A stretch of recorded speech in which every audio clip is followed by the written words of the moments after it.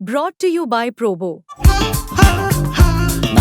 ऐसे ही हाँ और ना का गेम है Probo the power of yes and no. The activity on this platform may be habit forming or financially risky. Participate responsibly. 1968 और 1972 के ओलंपिक्स के बाद बैक टू बैक ओलंपिक्स में पहली बार इंडिया ब्रॉन्ज मेडल के साथ आ रहा है। टोक्यो ओलंपिक्स में ब्रॉन्ज मेडल और अब पेरिस ओलंपिक्स में। और हमारे साथ बात करने के लिए कप्तान हरमनप्रीत हैं, पूर्व कप्तान मनप्रीत सिंह है, इसके साथ साथ ललित उपाध्याय और सुखजीत भी हैं। सबसे पहले मुलाकात करेंगे कप्तान हरमनप्रीत से। और हरमनप्रीत, मतलब 2 मेडल्स आए हैं, लेकिन कौन सा मेडल दिल के सबसे ज्यादा करीब है? दोनों ही करीब हैं और दोनों की अलग ही हिस्ट्री है। और जो हमने लास्ट टाइम मेडल जीता था इतने टाइम के बाद, वो आई थिंक मेमोरेबल भी है और एक हमारे खुद के लिए, हमारे लिए बहुत प्राउड की बात थी कि हमने इतने टाइम के बाद मेडल जीता है। एंड बैक टू बैक वो चीज़ करना, तो आई थिंक इससे बड़ी बात मैं नहीं बोल सकता हॉकी में। और हम बहुत ज़्यादा खुश हैं कि हमने ये मेडल जीता है और एज ए टीम हम बहुत अच्छा परफॉर्म किया है। मनप्रीत, आप भी उस टीम का हिस्सा थे, आपके कौन सा मेडल ज्यादा करीब है? टोक्यो का, क्योंकि 41 साल बाद जो है हमने हॉकी में मेडल जीता था, और ये मेडल क्योंकि हमने कंसेक्यूटिवली दिखा दिया है कि हॉकी का एरा जो है इंडियन टीम में स्टार्ट हो गया, तो कौन सा मेडल ज्यादा क्लोज है आपके? मैडम, जैसे हरमन ने भी बोला, दोनों ही मेडल हमारे लिए काफ़ी इंपॉर्टेंट थे। जैसे कि लास्ट मेडल था कि 41 ईयर्स के बाद, क्योंकि काफ़ी गैप था, उसके बाद हम लोगों ने मेडल जीता था। और इसमें ये मेडल हमारे दूसरी इसलिए इंपॉर्टेंट था क्योंकि ये कंटिन्यूसली हम लोगों ने दूसरी बार जीता है। और टीम का जो माइंड सेट है, उसे पता चलता है कि हाँ, कि हम लोग काफ़ी अच्छे डायरेक्शन की तरफ जा रहे हैं, कि हाँ, कि जो हमारा गोल्डन एरा था, जो पुराना एरा था, उसको हम लोग वापस लेके आ रहे हैं, कि हम लोग कंटिन्यूस मेडल जीत रहे हैं। वो काफ़ी एक अच्छे, दोनों मेडल हमारे लिए इंपॉर्टेंट थे। मतलब जब मैच खत्म हो गया था, सबके चेहरे पे बहुत खुशी थी, यहाँ पे इतनी मायूसी क्यों है? मतलब मैं एग्जाम नहीं ले रही किसी के, अरे यार मैं एग्जाम में बैठा के एग्जाम के पेपर्स दे लिखवा रही हूँ। ललित, आपसे बात करेंगे। आप बनारस से आते हैं, बनारस का खाना बहुत फेमस है, और ऐसे में फिटनेस किस तरह से मेंटेन किए थे, और बताइए उसको लेकर।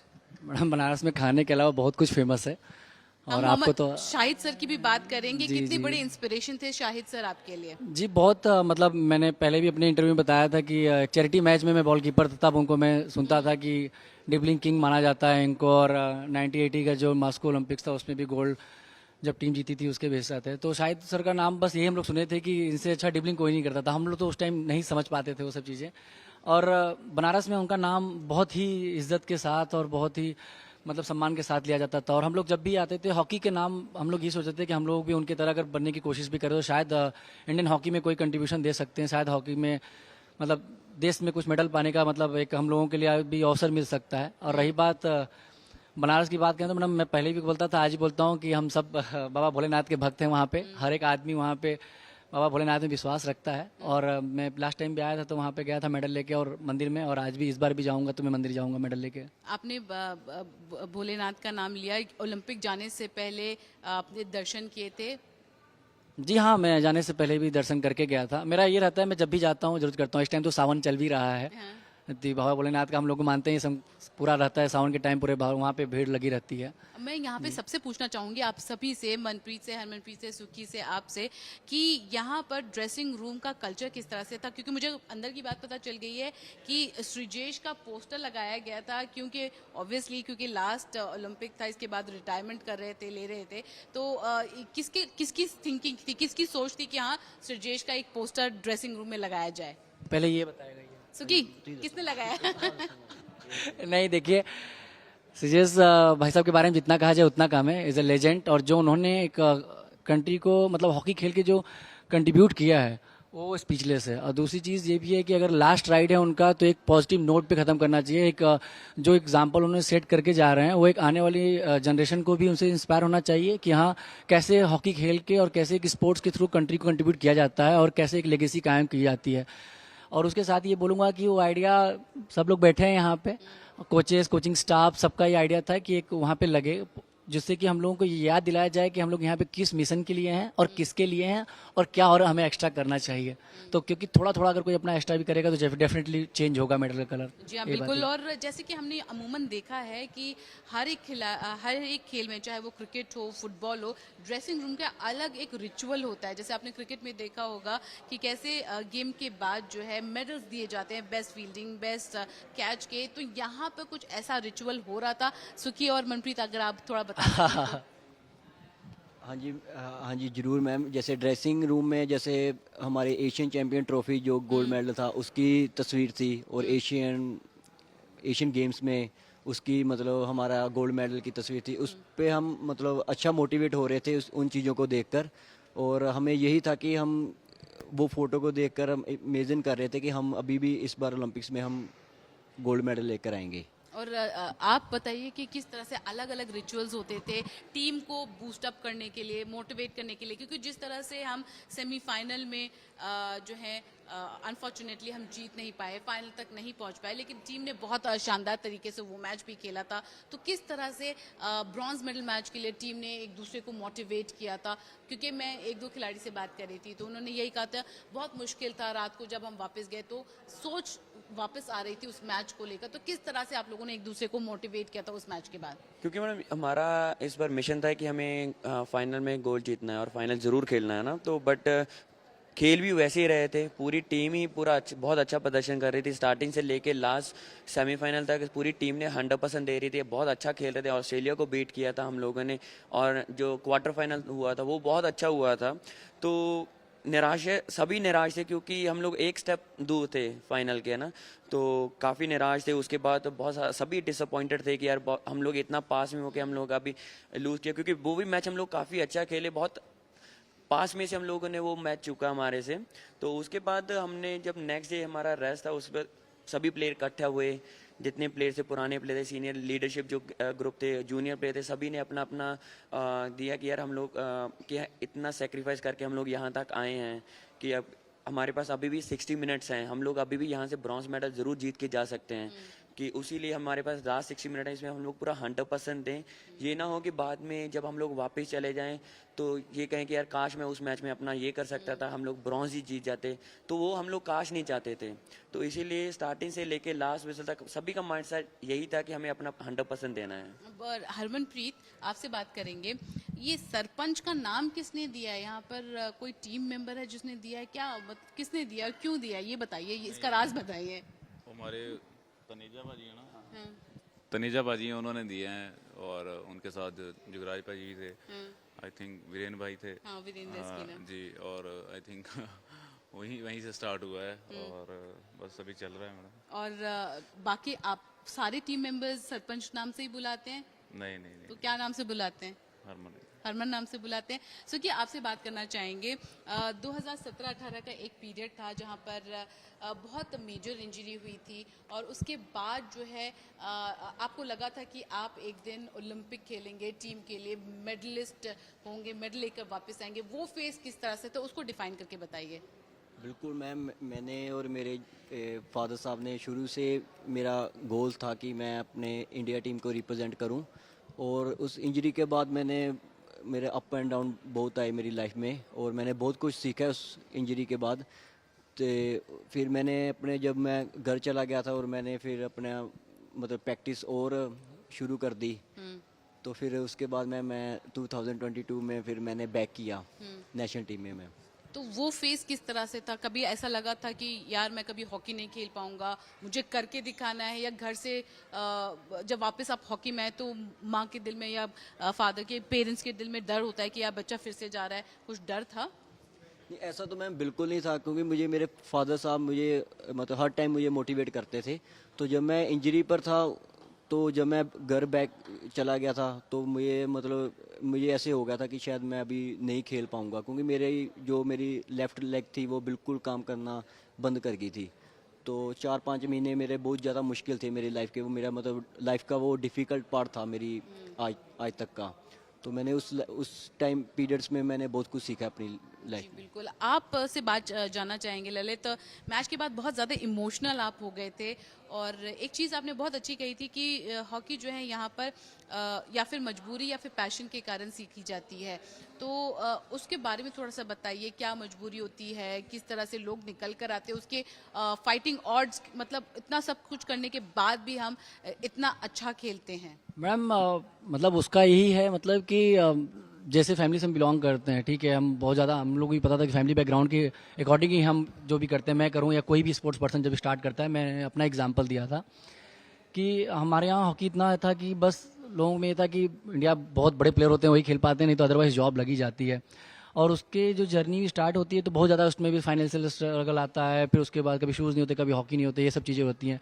But the thing is like कि एक बार जब आप खेलना स्टार्ट करते हैं तब आपको विजन क्लियर हो जाता है कि नहीं, हम केवल यहाँ पे इस चीज़ के लिए नहीं, जॉब के लिए नहीं है, हमारा एम बहुत हाई है, बहुत दूर तक जाना है और हमें कंट्री को रिप्रेजेंट करना है और कंट्री के लिए कुछ करना है कुछ।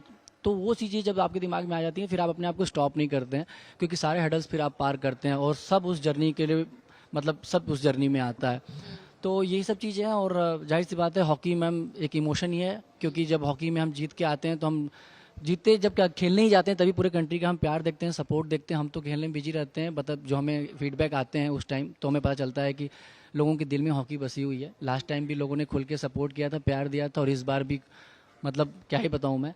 तो ये है कि और जो हमारे ऊपर एक है कि हमने हॉकी का गोल्डन ईरा पहले था, हम लोग ने किसी ने देखा तो था नहीं, हम लोग केवल सुनते थे, लेकिन अगर उसको हकीकत में अगर करने का मौका मिला है तो हम इससे बड़े सौभाग्यशाली हम लोग से नहीं कोई हो सकता, मुझे लगता यार है। जब ब्रॉन्ज मेडल का मैच था उसके बाद जब टीम को gold medal sorry bronze medal मिला, मैं तो बहुत इमोशनल हो गई थी। ड्रेसिंग रूम में कोई इमोशनल हुआ था, मैं रो पड़ी थी, क्योंकि मैंने इतने साल से हॉकी कवर की है और सबको, आप लोगों को बहुत साल से जानती हूँ, तो मैं थोड़ी भावुक हो गई थी। आप लोगों, मैंने एक वीडियो देखा है, बहुत ज़्यादा जश्न मनाया था, डांस किया था श्रीजेश ने। आप लोग में से किसी के आंख से आंसू गिरे थे, थोड़ा इमोशन एंगल आया था, कुछ हुआ था? आई थिंक ग्राउंड में थे हम सभी, इमोशनल थे, क्योंकि एक तो मेडल जीतना एंड सेकंड के श्री भाई का लास्ट मैच होना एंड उनको ये डेडिकेट करना सारा टूर्नामेंट, जैसे वो अपना खेले हैं, उनके लिए भी काफ़ी इमोशनल थे, क्योंकि कितनी थ्रू आउट उनकी जर्नी जो रही है बहुत अच्छी रही है और कितना टाइम दिया उन्होंने हॉकी को। तो ग्राउंड तक हम, ग्राउंड में सभी, आई थिंक सभी इमोशनल थे हम, बट चेंजिंग रूम में माहौल अलग अलग था, सभी नाच रहे थे, कूद रहे थे जश्न मना रहे थे।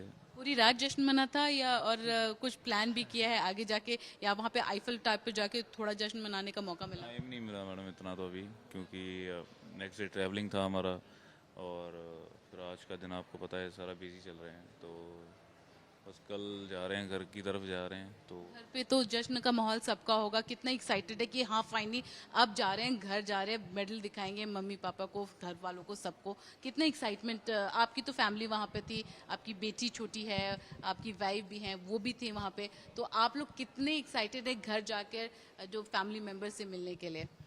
मैडम बहुत ज़्यादा एक्साइटेड हैं, क्योंकि पूरा, जैसे अगर अब देखा जाए तो पूरा देश ने यहाँ पे वेट कर रहे हैं, और जब हम लोग अभी अमृतसर पहुँचेंगे तो पूरा पंजाब वेट कर रहा है वहाँ पे, और हरमन की भी बेटी यहाँ पे अभी थी, मैं अभी देख रहा था तो इसकी भी फैमिली वहाँ पे थे। वो जब फैमिली वहाँ पे रहती है तो एक मोटिवेशन आपको मिलती है, कॉन्फिडेंस मिलता है कि हाँ, आपको और ज़्यादा अच्छा करना है। और जब हम लोग अभी वापस जा रहे हैं तो बहुत ज़्यादा अच्छा वेलकम होगा, पूरा जितना भी पंजाब है, जितना भी सभी प्लेयर्स हैं, हॉकी प्लेयर्स हैं, फैंस हैं, वो सभी एयरपोर्ट पे आ रहे हैं वेलकम करने के लिए। वो एक अच्छा लगता है कि मैडम जब आप एक कंट्री के लिए कुछ अच्छा करके आते हैं और आपका बहुत अच्छा ऐसे वेलकम होता है तो बहुत प्राउड फील होता है कि हाँ, कि हम लोग और ऐसा करते रहें, कि हमें ऐसा ही प्यार मिले। और यार मैंने देखा, मैं एयरपोर्ट पे भी थी, आप लोगों को रिसीव जो करने गए, इतने सारे लोग आए थे, वहाँ पे डांस भी हुआ था। वो तो डांस मैं यहाँ पे बिना कराए नहीं, मैंने आपका डांस देखा था, वो यहाँ पर भी होगा आपका डांस, सुकी वो भी करेंगे अभी। लेकिन मुझे ये हाँ, अरे यार गाना यहीं पे बजा देंगे आप, मैं गा दूंगी आपका, मैंने गाना सुना था यहाँ पे, वहाँ पे डांस भी हो जाएगा, गाना भी, हरमन गाना गाएंगे, सुकी डांस करेंगे, वो सब हो जाएगा यहाँ पे अच्छा मुझे ये बताइए सुकी, कि जिस तरह से यहाँ पे वेलकम हुआ ढोल नगाड़ों के साथ, बहुत सारे लोग थे, उस तरह का एक्सपेक्टेशन था कि वापस जाएंगे इंडिया में तो इसी तरह का वेलकम मिलेगा, ग्रैंड वेलकम मिलेगा? बिल्कुल बिल्कुल मैम, हमें पूरा मतलब उम्मीद थी कि ऐसे ही हमारा मतलब वेलकम होगा। जब मैं एयरपोर्ट पर निकला और मुझे बहुत ही ज़्यादा खुशी थी, मतलब अंदर से मेरे स्टेप आ रहे थे अंदर से स्टेप आ रहे थे तो फिर वो मैंने अपने शो किए 1-2 स्टेप। अच्छा, यहाँ पे थोड़ा एक बहुत इम्पोर्टेंट सवाल, उड़ीसा गवर्नमेंट का रोल कितना महत्वपूर्ण रहा है इंडियन हॉकी के लिए, उसको लेकर बात करेंगे। और साई में आप लगातार बेंगलुरु में प्रैक्टिस करते आए, उन दोनों चीज़ों को लेकर एक एक करके आप बता दीजिए। देखिए, बहुत बड़ा अहम रोल अदा करते हैं, क्योंकि जब से वो साथ में जुड़े हैं एंड इतना सपोर्ट किया है हमें, एंड और इंडिया में जब भी मैच खेलते हैं और उड़ीसा में राउरकेला में खेलना बहुत डिफरेंट फीलिंग है। इतना बड़ा स्टेडियम है और वहाँ के जो लोग हैं बहुत प्यार करते हैं हॉकी को, तो दिल से धन्यवाद करना चाहता हूँ मैं उड़ीसा गवर्नमेंट का एंड ऑफ कोर्स साई का, क्योंकि ज़्यादातर हमारे जो कैंप है बेंगलोर में होते हैं हम, और आई थिंक जो one of the best facilities हैं, रिकवरी से लेके डाइट से लेके सारा कुछ ग्राउंड को लेके आई थिंक हमें वो प्रोवाइड करते हैं। एंड वो बहुत इम्पोर्टेंट है, क्योंकि जैसे टर्फ की बात करते हैं कि ओलंपिक टर्फ वहाँ पे जाने से पहले हमें मिल गई थी, तो हम यूज टू थे टर्फ को लेके, तो वो एक बहुत बड़ी एडवांटेज थी हमारी। End of course hockey India जो डे 1 से हमारे साथ हैं और हमें सपोर्ट कर रहे हैं, एंड बहुत दिल से धन्यवाद सबको। मुझे बताओ, कप्तान इतने ही सीरियस ड्रेसिंग रूम में रहते हैं, मजाक करते हैं, बहुत सीरियस रहते हैं ये? नहीं मैडम, अभी टायर्ड है, मैं बहुत मजाकिया हूँ मैडम। चलिए, और मुझे एक सवाल और हरमन पूछना है आपसे।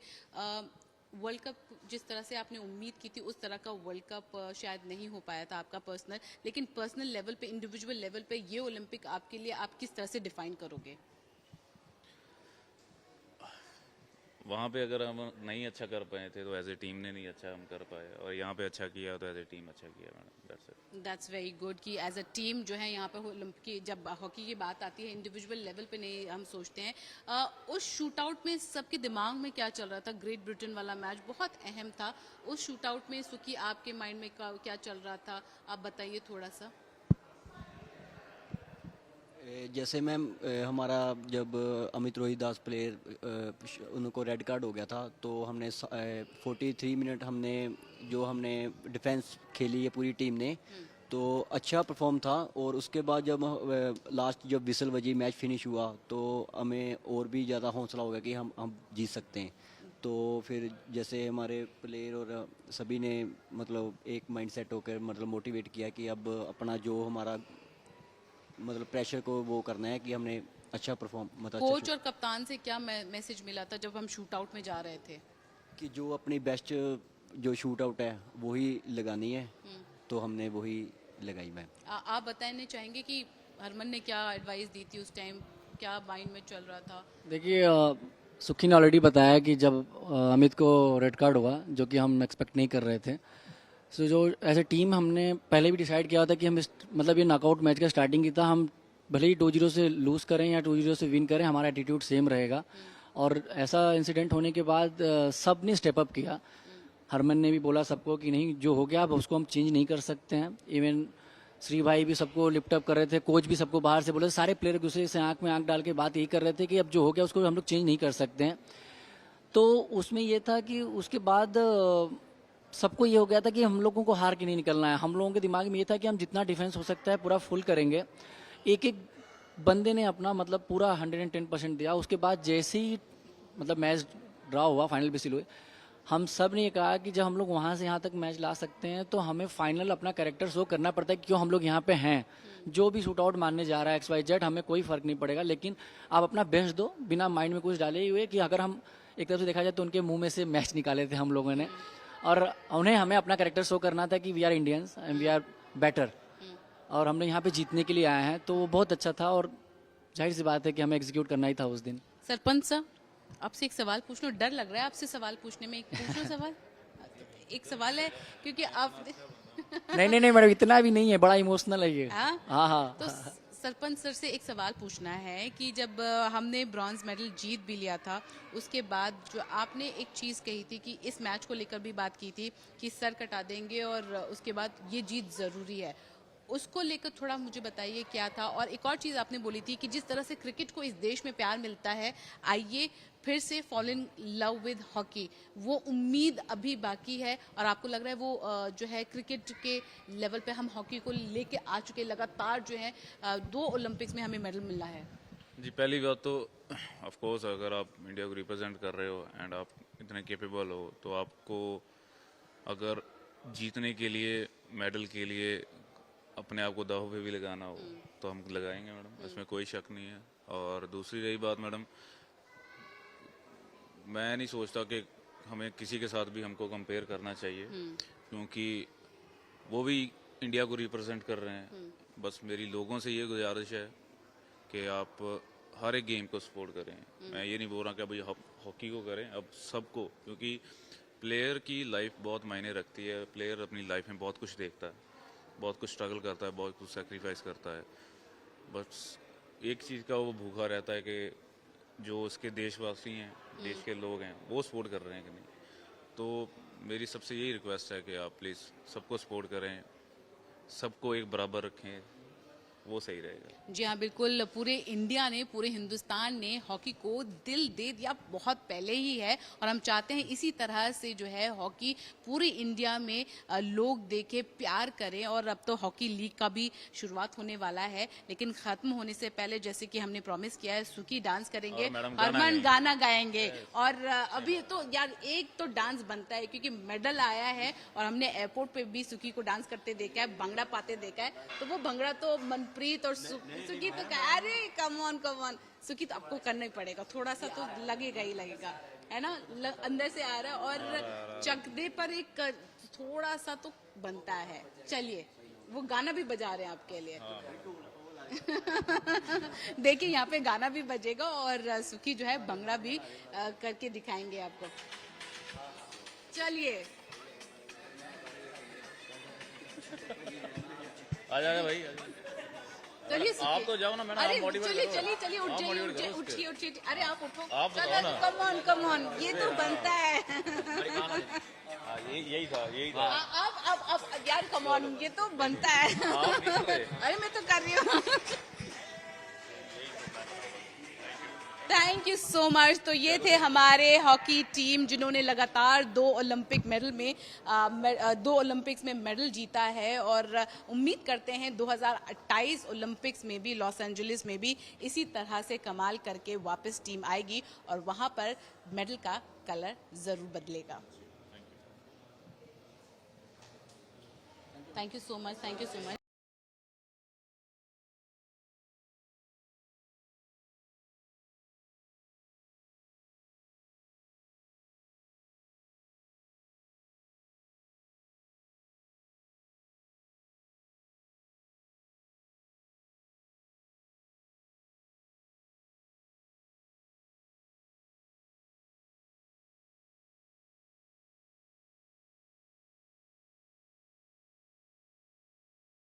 मैच से जुड़े आपके हर सवाल का हम देंगे जवाब। जानने के लिए हर update, live analysis, special interviews, download कीजिए स्पोर्ट्स तक ऐप।